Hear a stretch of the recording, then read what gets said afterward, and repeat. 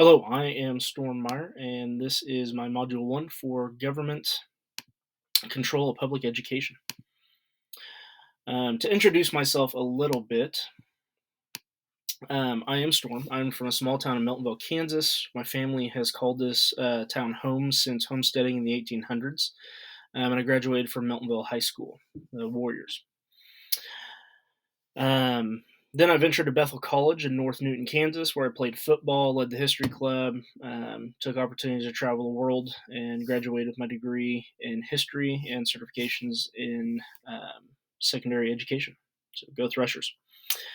As for family, I'm married to my beautiful wife, Megan. She's also a teacher. She teaches English and is an officer in the U.S. Army National Guard. I have three amazing daughters, and I'm happy to be a girl dad because it's been probably the best experience of my life so far. As for career, I teach a total of 6 social studies preps at Bennington High School in Bennington, Kansas, where I've been the last 5 years. Go Bulldogs! And as for interests, I love history, comics, music, and just being active, doing new and different things. On the side, I spend my time working with men's groups, exploring new places, DJing for weddings and parties, painting murals, which you can see my 2 latest ones at the bottom there, and that I worked on with students, and then researching and writing for various topics. Here is my mandatory transition slide, and we'll get down to defining federal government.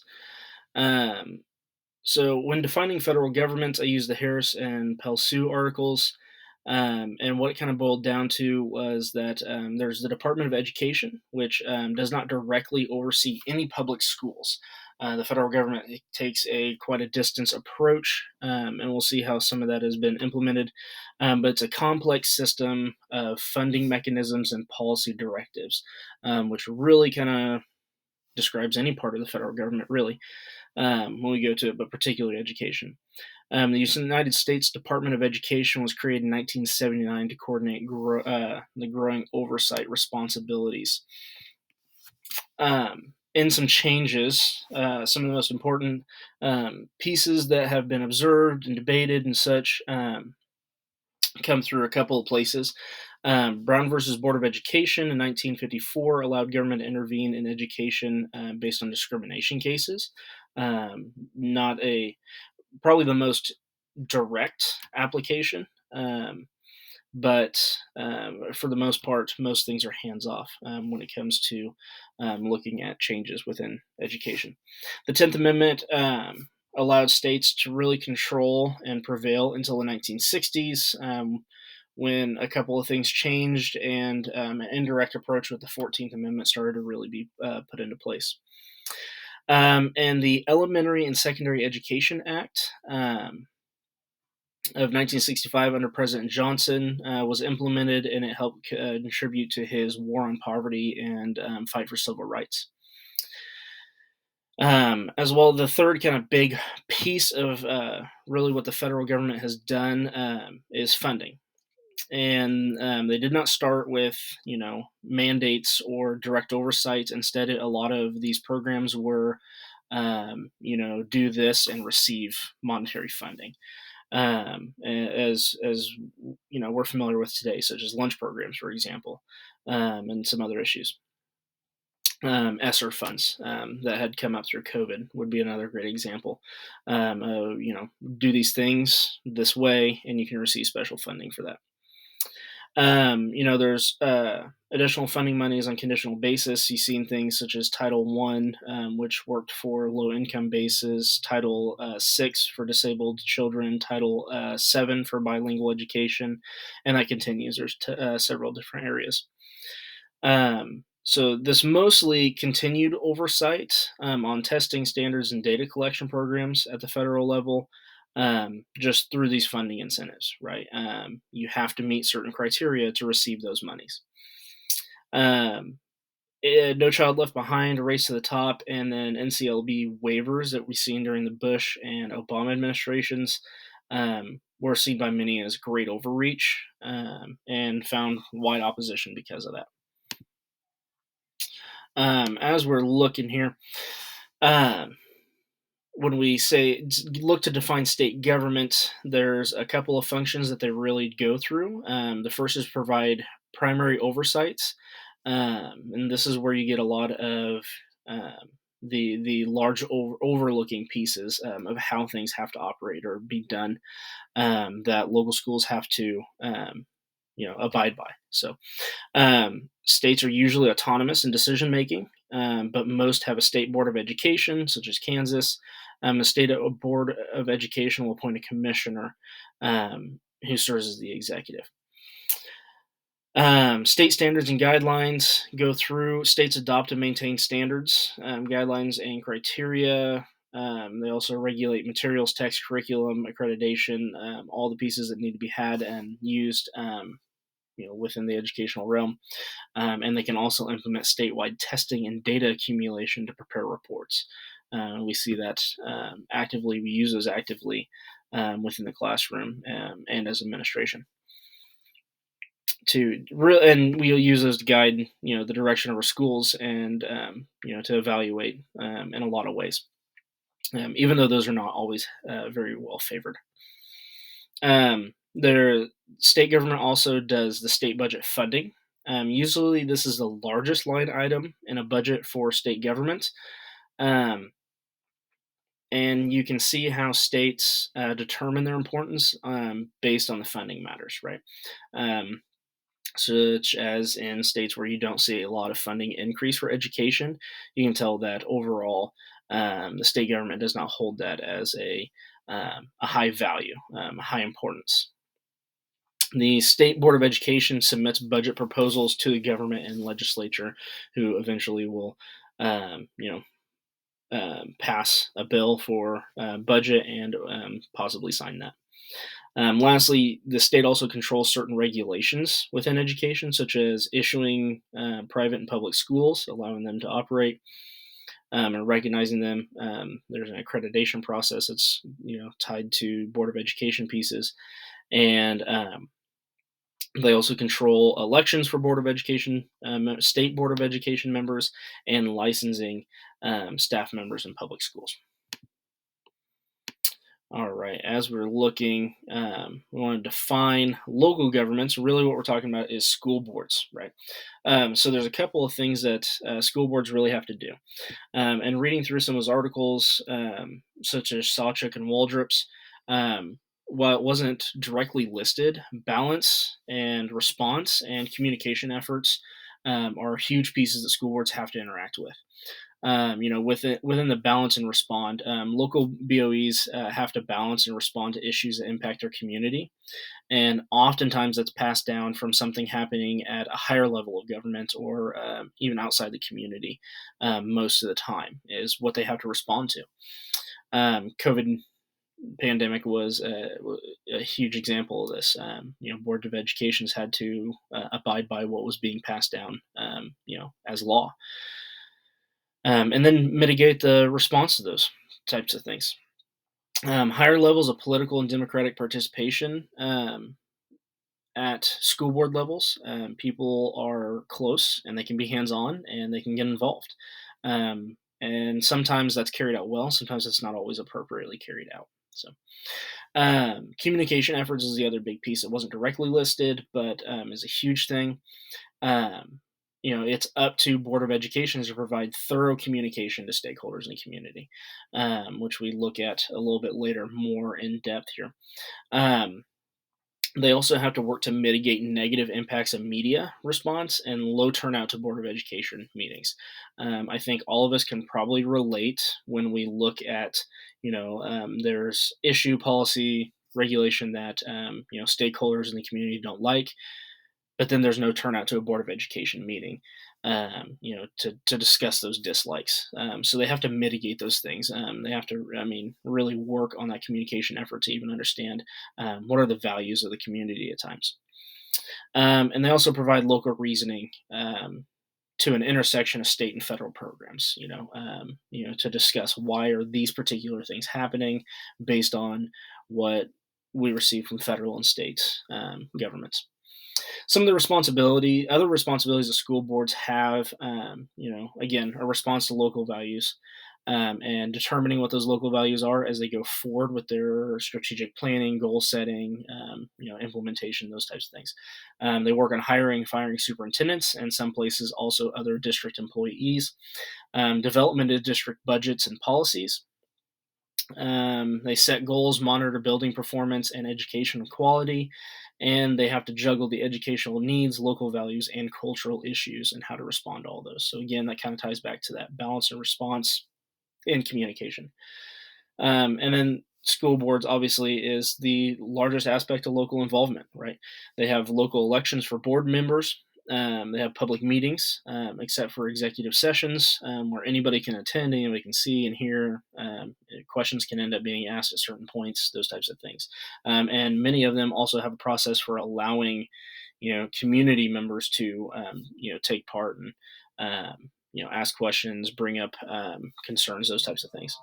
And they also typically involve community building and other representatives for input and values as they go to evaluate, create, and decide and work forward on their progress and materials. On USD 240 Twin Valley Board of Education, I found the policy manual on their website, and it was created by the Kansas Association of School Boards with their kind of basic input, then updated for more district specifications. I included a link there, which will be in my slideshow if anybody wants to view that. It also can be found at usd240.org. So some of the things that school boards are supposed to do, such as promote success. Within the manual, I found the goal: the board shall endeavor to provide the best educational system possible within financial limitations of the district. So very open, broad piece, kind of as an opening goal. Really, in promoting success, the Board of Education at 240 is they work to implement basic policy and belief for future success, and they try to align that to the goal set for our district, and all of that is created through what is believed to be the best input from all stakeholders when weighed out to put those pieces together. So. A few members are very highly involved with development strategies and the bond project. It's a rural community, so there's a varying level of interaction and involvement, by all kinds of stakeholders. But a few of our board members are very, very involved with that process and trying to continue to promote what is best and for our district, our students, our staff, everybody involved. As for evaluating technology, there's no known matter of regular technological evaluation in our school district. We do have a district tech director who would occasionally make regular recommendations directly to the superintendent, who would relay that to the Board of Education. They do approve the technology budget as part of the budget proposal submitted by the superintendent, and there's evaluation on needs and all those pieces when we go to look at budgets, obviously. And within our bond project, one of the things that the school board did approve was for updated and new security features for our school, surveillance cameras, different door locks, a key card option to enter the school. But we all, within that budget, they would also look at, resources, computers, other technology, those types of things that are going on. When we look at managing the district, obviously the Board of Education manages district policies. They're the ones to pass and implement those. And then leave that to the administrators to uphold. Within the manual, it said the board delegates to the superintendent the authority to develop a budget for the board's consideration. And I think really one of the biggest pieces for board control is budget. What's going on? What can they do? As was the first goal. It's going to be within their financial limitations. But as for like direct management, there's no direct management, over school matters except through policy. Um, and the Board of Education every month meets, sometimes more, meet with administrators and teachers for strategic planning on PD days and in board meetings to understand how management and is continuing forward. As for operation systems, this one is a little tricky. There is just the general quote that the governance of the district shall be vested in the board. To start off, kind of the what I deem to be the management section of their policy manual. It also said the board shall have authority to conduct district business without specific statutory delegation. The board may transact all school district business and adopt policies the board deems appropriate to perform its constitutional duty to maintain, develop, and operate local public schools, which I guess to a large extent they do, but it's not seen as that professional and direct, government agency type piece. They're seen as part of the community who implements, but they also take, suggestions from stakeholders and administration and teachers. So. Um, as for operational system, we don't have anything directly, tied to how things, this is a online management system, or this is the type of paperwork that we file, or some of those things. And there's not a whole, system for that. But as most places work, there's a hierarchical structure: the board of education, the superintendent, and then building administrators, as that continues to kind of trickle down. The last two pieces: communicate with the public. As I mentioned, we talk more about this. It is a responsibility of our Board of Education to work and communicate with all the stakeholders in our community, all the people involved with the educational system. And first and foremost, our Board of Education members are members of the community. They're at the local cafe. They go to the local bank. They own and operate and work for local businesses. So they're there. They're seen. They're foremost. They go to events and do those types of things. They're regular people. So communication face to face is really easy, but I think in a rural community that's oftentimes a struggle too. I would go to suggest that the school emails that our Board of Education members do not get frequented as for sending things. It's probably usually face to face pieces, and there is probably a struggle to keep organize and coordinate communications sometimes when they're just face to face in local downtown. There are no direct and official communications that come directly from a Board of Education except through the superintendent. I don't know particularly if that's a particular policy, but in the 5 years that I've been at USD 240, I've seen all Board of Education changes come directly through a share from the superintendent, through our messenger, posted online, those types of things. There is an annual self-evaluation required in our the 240 policy manual, and it does include communications with the public as a standard that they need to be evaluated on. Uh, um, I don't, not being on the board, I don't know directly how they handle or look at that when it comes time. To what severity or impact they really evaluate those with. The policy manual does include a section for general public relations that describes many aspects of communication from inside the district, both appropriate and not appropriate, as they're going through. But that's much more for more than just for board members. It's for administration, teachers, and students as well, what the proper communication policy is. And lastly, they evaluate data. The Board of Education and Administration review data in board meetings through regular reports and information, standardized testing, MAPS data, ACTs, those types of things. All those are going to come through. They do review those. There is we do have a strategic planning committee currently in place. And PD time has been spent towards planning for upcoming school year and potential changes for not only teaching but community interactions, environment, social, emotional regulations, and well-being. So there is a big holistic view from our Board of Education, about what strategic planning looks like going forward. There's several pieces involved. We also completed our KISA and passed everything this year for accreditation. There was committees and pieces that went into work on that, and within the committees as staff and administration, we compiled materials and took that straight to the Board of Education superintendent to develop and evaluate all of the necessary pieces for our accreditation.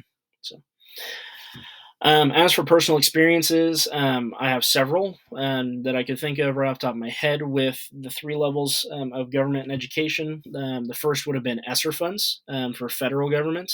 Those largely impacted as we looked at supplies, materials for classrooms in the school, as we hired support positions, for students in need. Title IX issues have been very large at my school, and I've started to gain some traction with particular issues that we're seeing.